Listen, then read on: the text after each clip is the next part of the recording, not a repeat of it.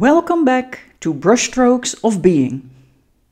Today I want to explore and review Käthe Hessel's ambitious attempt to trace women's artistic contributions from 1500 to the present in the story of art without man.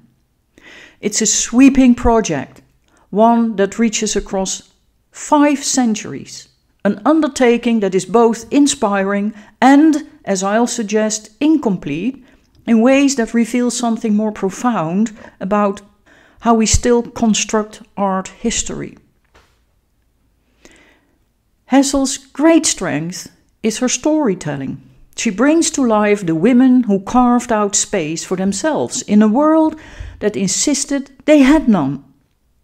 Sofonisba, Anguissola and her poised self-portraits, Artemisia Gentileschi and her fierce narrative power, Rosalba Carrière, the quiet architect of pastel's rise, Berthe Morisot, shaping modernity through intimacy and light.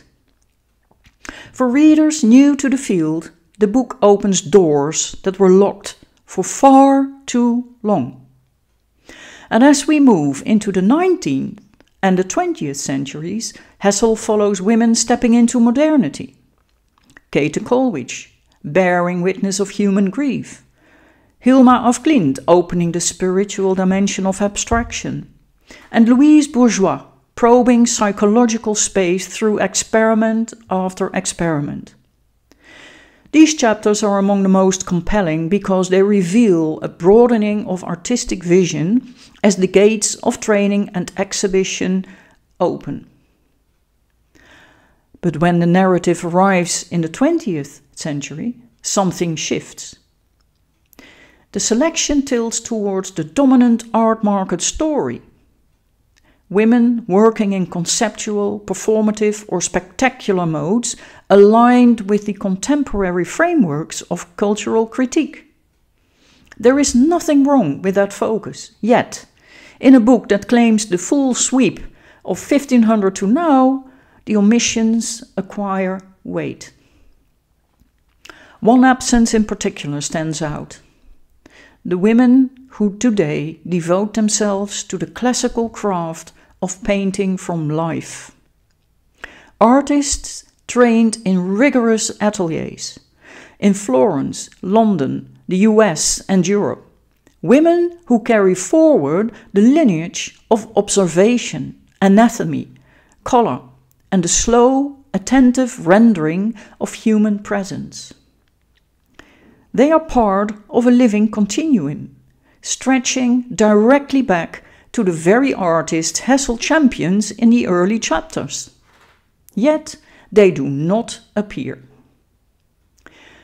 I'm speaking of artists such as Isabella Watling, Harriet Pattison, Frances Bell, Daisy Sims Hilditch, Rebecca Harp, Olivia Liv, Ruth Ballou, Zoe James Williams, Amy Florence, Mia Wordlich, Sarah Long, Florence Houston, Grace Payne, Vicky Somaris, Anne Ritterich, and beyond the UK and Florence, lineage Michelle Dunaway, Sadi Valeri, Juliet Aristides, Mia Bergeson, Cami Davis, Sharon Sprung, Alonza Guevara, Daniela Astone, Mandy Theis, Cornelia Hernes, Lucia Riccelli, Teresa Oxaca, Tina Excola, Milicia Franklin Sanchez, Anna Rose Bain. Women who are shaping and refining classical realism today. Their absence is not a footnote, it is a signal.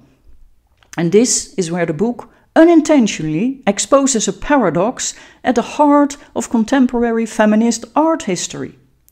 The canon was widened, yes, but the criteria for inclusion still bend towards conceptual innovation and the aesthetics of disruption. Technical mastery, especially classical mastery, is often treated with suspicion, as if skill itself were conservative or somehow insufficient, aligned with contemporary concerns. But that suspicion is an inheritance from modernism, not a feminist insight. Artemisia Gentileschi was not celebrated for being conceptual. She was referred to for her astonishing comment, and for poets, writers and thinkers recognizing her mastery. Angelica Kauffmann, Elisabeth Figuet-Lebrun and Rosa Bonheur. These women entered the canon through depth, craft and a linguistic fluency in paint and rivaled any of their male contemporaries. Today's atelier-trained women stand precisely in that lineage.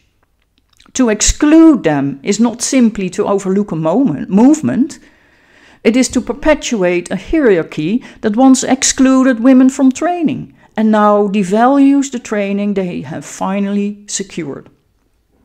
If we want a meaningful history of women's art, we must embrace the full spectrum: conceptual, experimental, academic, classical, and everything in between. Otherwise, we replicate a truncated narrative, one that celebrates early mastery but ignores its living descendants. In the end, Hessel's book is a valuable and accessible point of entry. It brings many forgotten artists out of the margins, but it also shaped by the blind spots of the contemporary market. And for a truly complete story, we need a wider lens, one that includes the women who challenge the art world not by shocking it, but by elevating the quiet, demanding language of craft to the highest level. They, too, are part of the story, and they are essential for the future of art.